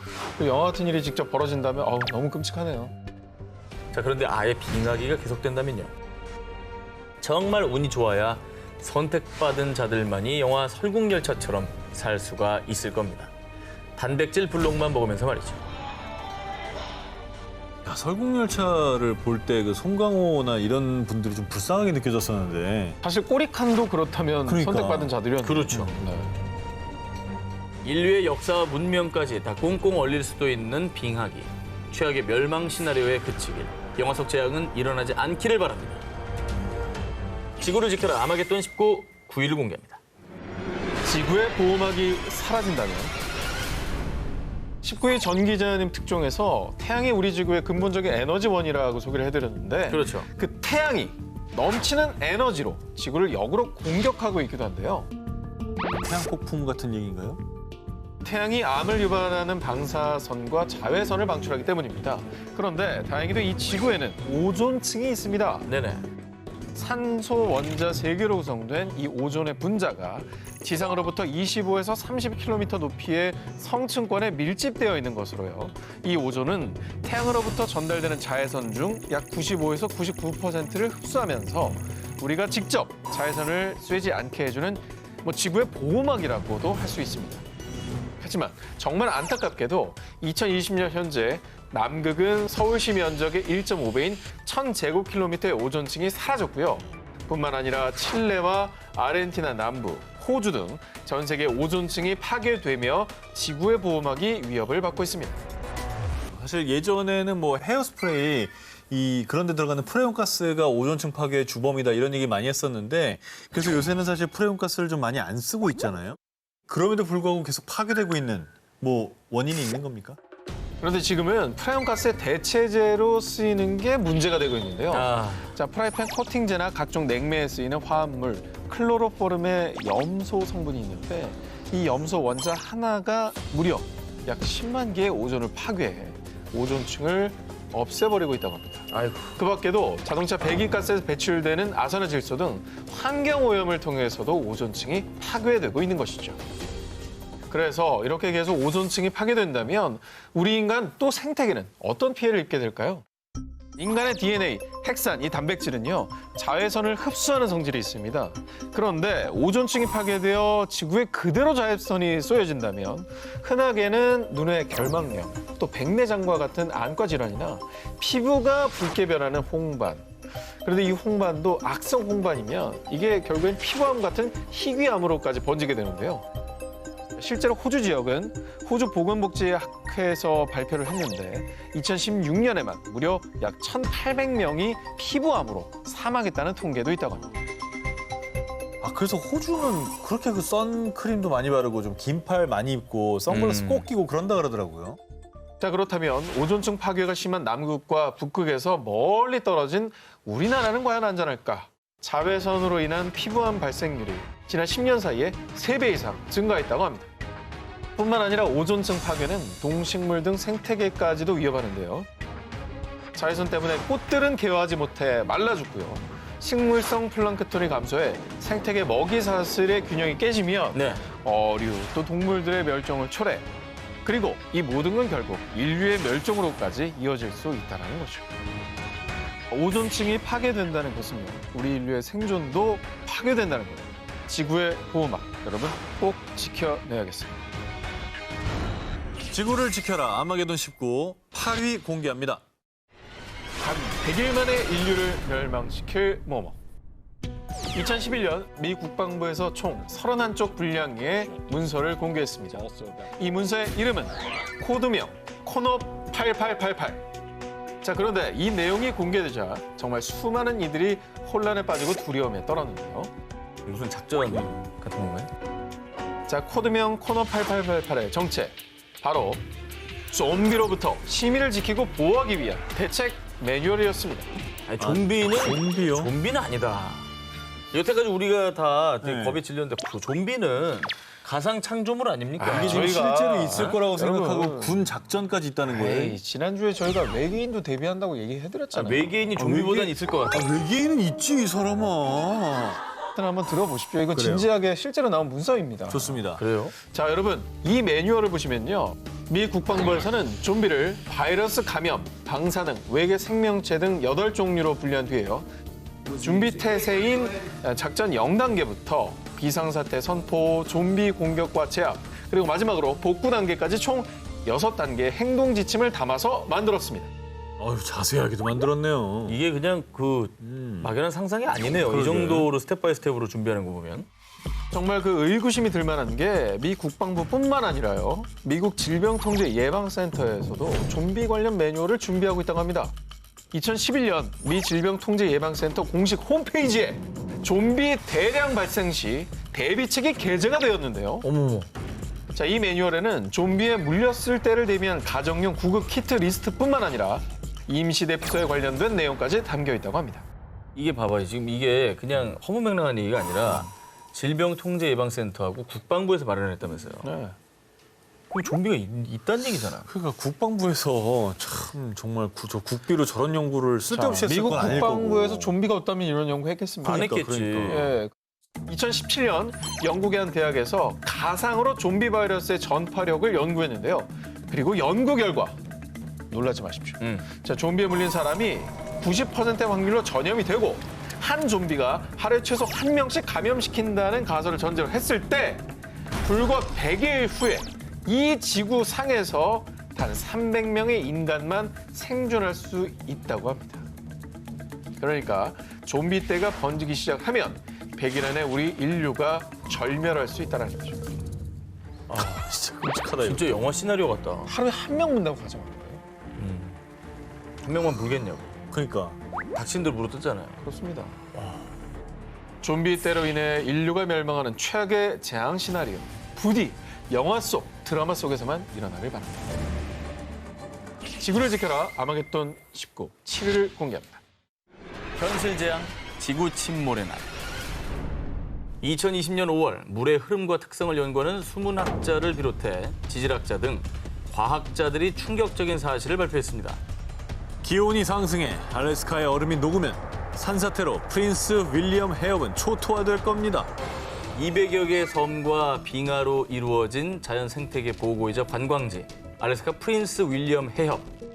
그런데 과학자들의 시뮬레이션 결과 최소 1년에서 20년 사이에 가파른 경사에 있던 얼음이 녹으면서 약 5억 세제곱미터에 달하는 토사가 함께 쓸려 내려가는 산사태가 발생. 그리고 이 산사태로 녹은 얼음과 토사물이 바다를 덮쳐서요.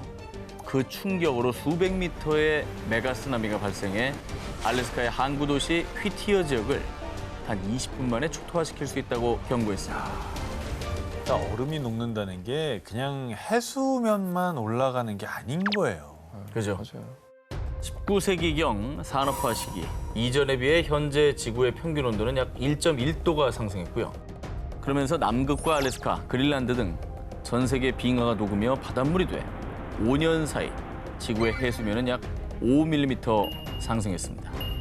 그런데 만약 계속 이렇게 빙하가 녹아 해수면이 계속 상승하면 지구엔 과연 어떤 일이 일어날까요? 일단 바닷물이 늘어나 해수면이 상승하면 바닷물의 무게가 늘면서 그 압력으로 해저 아래 지각판들을 자극. 그러면 그 자극으로 지진이 발생할 수 있겠죠. 이 지진의 충격으로 해일과 쓰나미까지 일어날 수 있다는 얘기입니다. 이게 뭐 나비 효과잖아요. 이게 얼음이 녹고 여러 가지 일들이 발생하면서 엄청난 파장이 일어나고 네. 인류의 또 다른 재앙이 발생하는 거 아니겠습니까? 그렇죠. 자, 그리고요. 홍수와 해일, 쓰나미로만 그치지 않는 진짜 최악의 시나리오도 있습니다. 만약에 지구의 해수면이 약 1m 상승할 경우에는 미국 뉴욕, 영국 런던, 호주 시드니, 일본 도쿄 등 세계 유명 명소들이 소몰되며 초토화. 세계 지도를 다시 그려야 하는 최악의 상황까지 발생할 수 있다는 겁니다. 진짜 끔찍하네요. 자, 그렇다면 우리나라는 과연 안전할까요? 지표면 고도 데이터를 연구하는 미국 셔틀 레이더 지역 미션 시스템에 따르면 지구의 해수면이 1m 상승할 경우 인천국제공항과 김포공항, 인천, 경기도 일대, 부산 일부 지역이 초토화, 항구와 공항을 비롯한 교통, 통신수단 등 전 산업이 마비될 뿐 아니라 수많은 희생자가 발생하며 국가 전체가 무너지는 비극이 발생할 수 있는 겁니다. 말씀하시는 게 일어난다면 정말 끔찍해요. 그렇죠. 말이 안 돼요. 지구를 지켜라 아마겟돈 19, 6위를 공개합니다. 영화 인터스텔라에서 그리는 지구는 황폐화 그 자체죠. 거대한 모래폭풍이 휩쓸고 간 도시는 온통 미세먼지로 뒤덮여 있을 뿐 아니라 지구인들의 폐 건강을 위협하며 인류의 멸망까지 야기하는데요. 자, 그런데 여러분, 이 끔찍한 사태가 진짜 현실이 된다면 어떨까요? 미세먼지는 정말 소리 없는 살인마잖아요. 맞아요. 보이지도 않는데 다 폐 속으로 들어가가지고. 그렇습니다. 이미 미세먼지는 전 세계적으로 심각한 재난 위기 수준에 도달해 있습니다. 2016년 세계보건기구에서도 전 세계 도시 인구의 80%가 심각한 대기 오염에 노출돼 있습니다. 라고 발표했는데요. 실제로 매년 초미세먼지 등 대기 오염으로 인해 사망하는 사람이 무려 약 879만 명. 심지어 오는 2050년이면 대기 오염 피해 사망자는 2배로 불어날 거라고 합니다. 어우. 대기 오염으로 인한 피해자가 이렇게 뭐 몇백만 명까지 될 줄 몰랐어요. 네. 이제 많이들 아시겠지만 그 미세먼지가 호흡기를 거쳐서 폐뿐만이 아니라 이 혈관들에게까지도 침투를 하지 않습니까?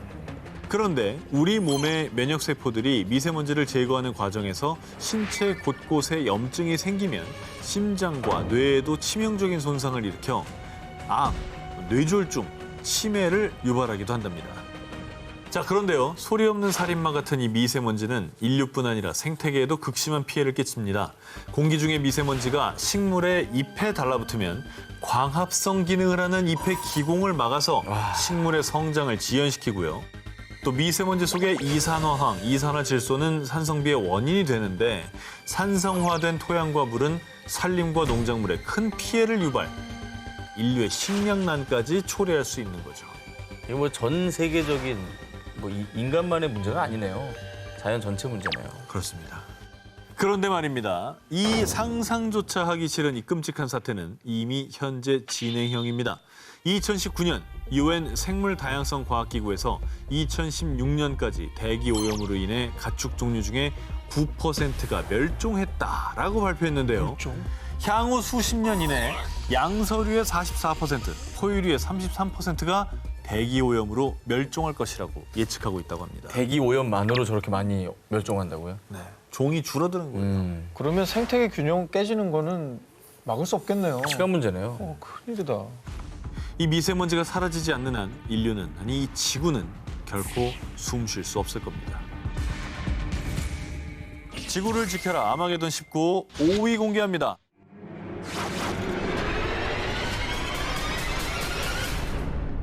지금 이 시간에도 수많은 폭탄들이 우주에서 지구로 날아오고 있습니다. 바로 소행성. 아 이거는 너무 살벌해. 이건 진짜 못 막지 않나? 진짜 여러 가지 아마겟돈 영화에 나오는 내용이잖아요. 이게. 그죠 아마겟돈 맞아요. 영화 그죠. 네. 영화 아마겟돈에는 이런 대사가 나옵니다.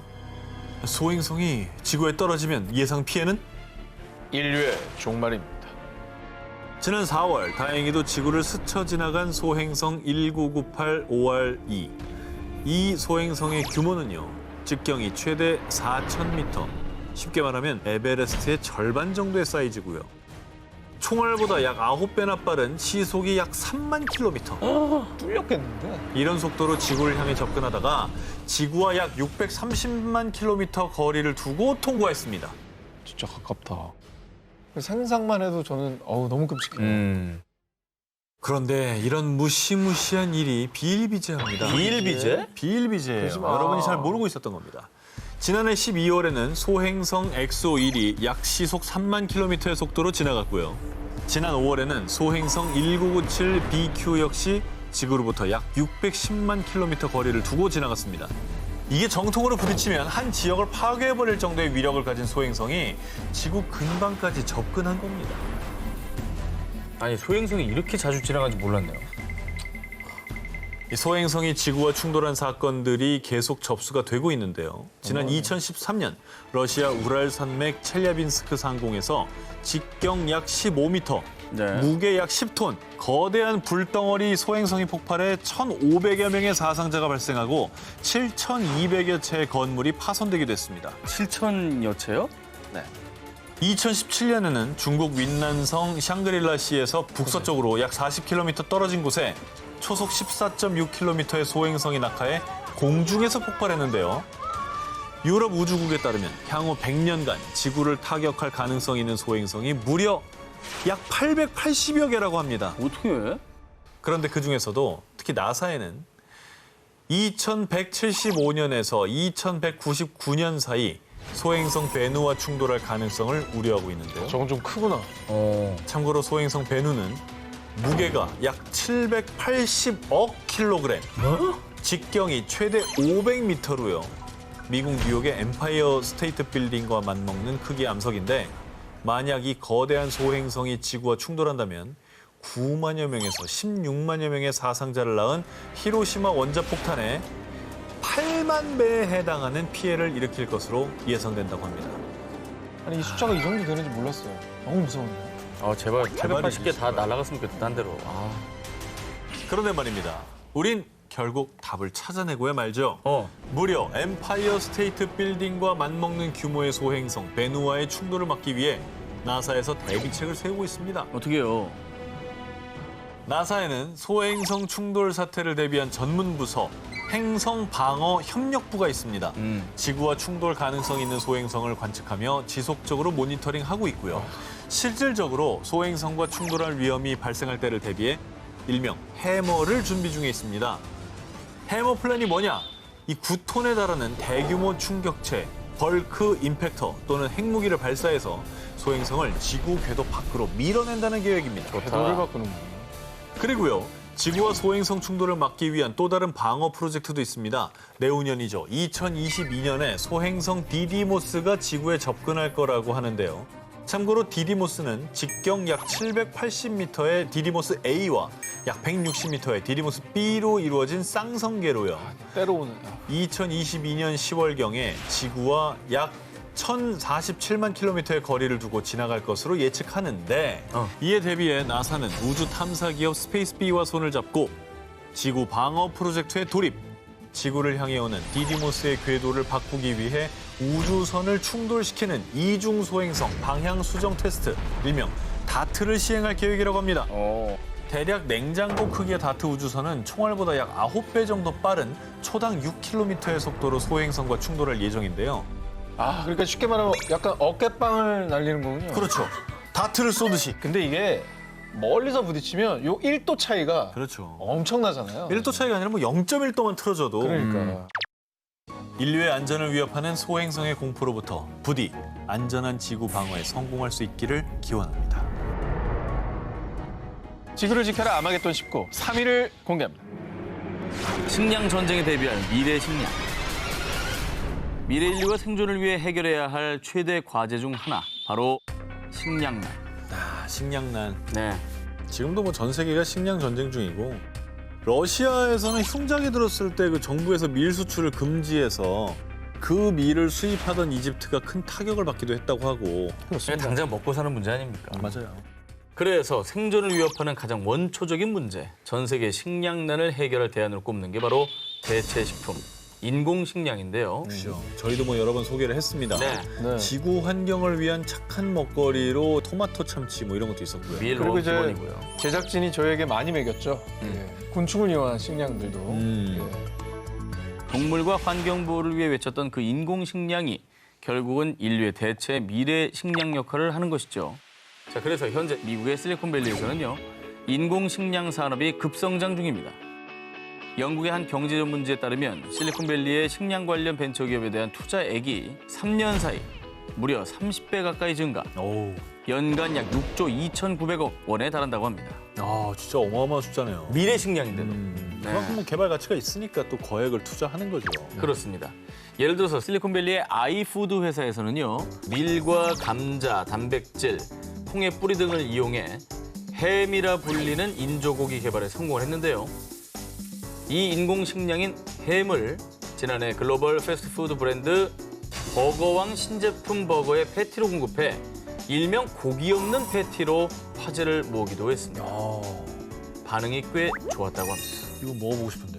이게 그냥 채식주의자들을 위한 것만이 아니라 인류 식량난을 위해서 개발한 거잖아요. 그렇죠. 그러니까 아무래도 이게 큰 공을 하게 되면 우리한테 큰 혜택으로 돌아오는 거 아니겠습니까? 그렇습니다. 이 인조고기 개발이 식량난뿐 아니라 환경 보호에도 앞장서는 이유. 소 한 마리가 1년 동안 내뿜는 온실가스가요, 무려 약 47kg입니다. 이는 자동차가 1년 동안 발생시킨 온실가스와 비슷한 수준이라고 합니다. 그리고 이제 농업이나 이렇게 이용하기 위한 게 아니라 인류가 단지 고기를 얻기 위해 사육되는 그렇죠. 소의 숫자가 너무나 많기 때문에 이게 어떻게 보면은 좀 줄여야 되는 게 맞죠. 맞습니다. 거기다 일반적으로 가축을 길러 도축하기까지 필요한 토지와 물이 있잖아요. 그렇죠. 자, 그런데 인조 고기를 생산할 때는 일반 가축보다 물은 13%, 토지는 약 4%만 사용한다고 합니다. 거의 없네. 그러니까 식량난, 친환경, 이게 다 하나의 연결고리인데요.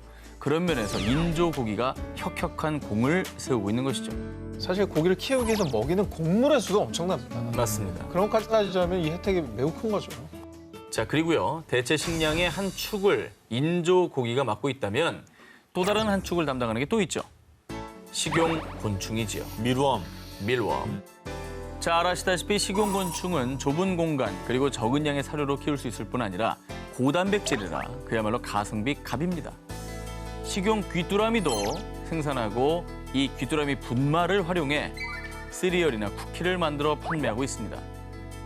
이게 나름 제가 먹으면서 그 맛에 약간 중독성을 느꼈거든요. 곤충 매니아가 됐죠. 네, 저는 괜찮은 것 같아요. 인류의 식량 위기를 타파할 단백질 혁명, 대체 식품에 대한 우리 모두의 관심이 앞으로도 쭉 필요할 겁니다.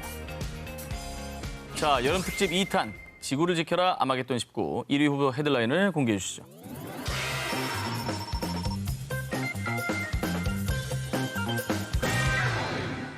눈에 보이지도 않는 작은 바이러스 코로나19가 전 세계를 휩쓸고 있는 지금. 이게 도대체 어떻게 종식될 거며 빨리 어떻게 좀 진정이 될까를 막 간절하게 바라게 되는 거 있잖아요. 그런데 말입니다. 지난 5월 한 논문의 사전 공개 사이트에 충격과 공포 그 자체인 한 논문이 게재됐습니다. 미국 하버드 의대를 비롯해 캐나다 유수의 대학 등에 소속된 전문가들이 생물 정보학적 분석 결과를 담은 이 논문에 따르면요. 어쩌면 코로나19 바이러스와 중동호흡기 증후군 메르스 바이러스가 섞인 최악의 바이러스 X가 출현할 수 있다고 합니다. 아, 코로나19도 못 잡았는데 지금 새로운 괴물 바이러스라니. 그리고 이 연구팀은 현재 사우디아라비아에서 코로나19와 메르스가 동시에 유행하고 있어서 이 두 바이러스의 결합에 대한 가능성을 염려했는데요. 이제 만나지 마라. 이 두 바이러스의 재조합으로 인한 바이러스 X가 두려운 이유. 일반적으로 바이러스는 치사율과 전파력이 반비례한다고 합니다. 메르스의 경우에는 최대 치사율이 무려 37%지만 확진자 1명이 바이러스를 옮긴 사람 수, 그러니까 재생산 지수는 0.9명으로 전파력은 낮았고요. 반면 코로나19는요, 잠정 집계된 재생산 지수는 3.15명으로 강한 전파력을 지니고 있습니다. 그러니까 이 두 바이러스의 치명점들이 더해지면 그 위력은 뭐 우리가 상상할 수 없는 거 아닙니까? 그러니까 전파력도 높고 치사율도 높고. 그렇습니다. 그 가능성이 있다는 거죠. 그래서 만약 최악의 바이러스 X가 나타난다면 단 3개월 만에 전 세계 확진자 수는 100만 명에 이르고 이때 사망자는 최대 37만 명에 달할 겁니다. 진짜 그런 일이 없어야 할 텐데 절대 뭐 생기지 않으리라는 보장이 없어서 더 답답한 것 같아요. 사실 뭐 올해 코로나 바이러스도 예상치 못했던 일이 벌어진 거잖아요. 실제로 2003년에 유행한 급성 중증 호흡기 증후군 사스도 기존 코로나 바이러스의 재조합의 산물로 알려져 있고요. 그래서 새로운 바이러스의 등장이 불가능한 일은 절대 아니라는 건데요.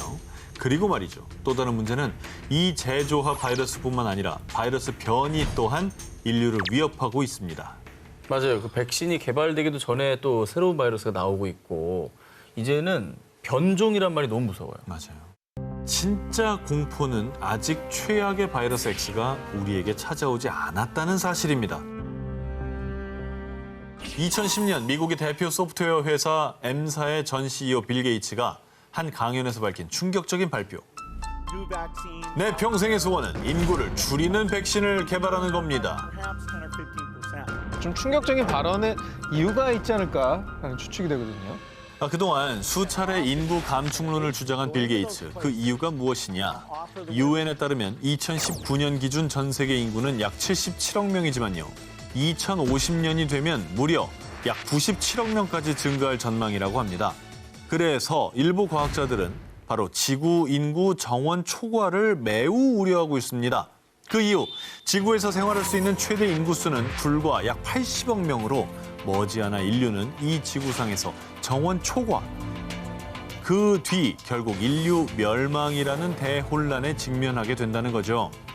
근데 인구가 늘어난다고 인류가 멸망한다. 이거 좀 비약 아닙니까?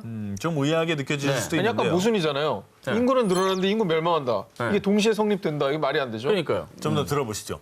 세계자원연구소에 의하면 전 세계의 25%가 이미 심각한 물 부족 사태를 겪고 있다고 하고요. UN 세계 식량 농업 기구에 따르면 전 세계적으로 1억 2,400만 명의 사람이 심각한 식량 부족에 시달리고 있다고 합니다. 만약 이 상황이 지속되면 인류의 생존에 절대적으로 필요한 식량 증가 속도가 인구 증가율을 따라가지 못해서요. 불과 30년 뒤인 2050년이면 전 세계가 대규모 식량난에 직면하게 된다고 합니다. 우리나라만 해도 먹을 게 넘쳐나서 식량난이라는 게 와닿질 않거든요, 사실. 불균형이 심각한 거죠. 자, 그리고 뭐 식량난뿐만이 문제가 아닙니다. 인구가 증가할수록 인간이 먹고 쓰고 버리는 쓰레기가 증가, 바다와 땅속 깊이 버려져 환경 오염을 유발하고요. 지구의 대지가 넓다 해도 정작 인류가 살 수 있는 사막화되지 않은 비옥한 땅은 한정적이라서요. 인구가 증가하면 그 좁은 땅덩어리가 포화 상태가 되는 거죠. 그런데 인류가 삶의 터전을 만들겠다고 얼마 남지 않은 산림마저 무자비하게 개간하는 것 또한 문제. 산림이 배출하던 산소의 양이 줄어드는데 오히려 각종 산업시설에서 배출하는 이산화탄소의 양이 증가해 이는 기후 변화를 초래. 이 땅의 작물이 잘 자라지 못해 인류의 식량이 부족해지는 악순환을 야기하는 겁니다. 인구가 계속 증가하면 이제 환경은 더 파괴될 거고 지구가 이제 버티지 못하는 상황이 되겠죠. 결국에는 뭐 식량이 부족해지고 결국 부메랑처럼 다시 우리에게 그 피해가 고스란히 돌아올 것 같다는 생각이 드네요.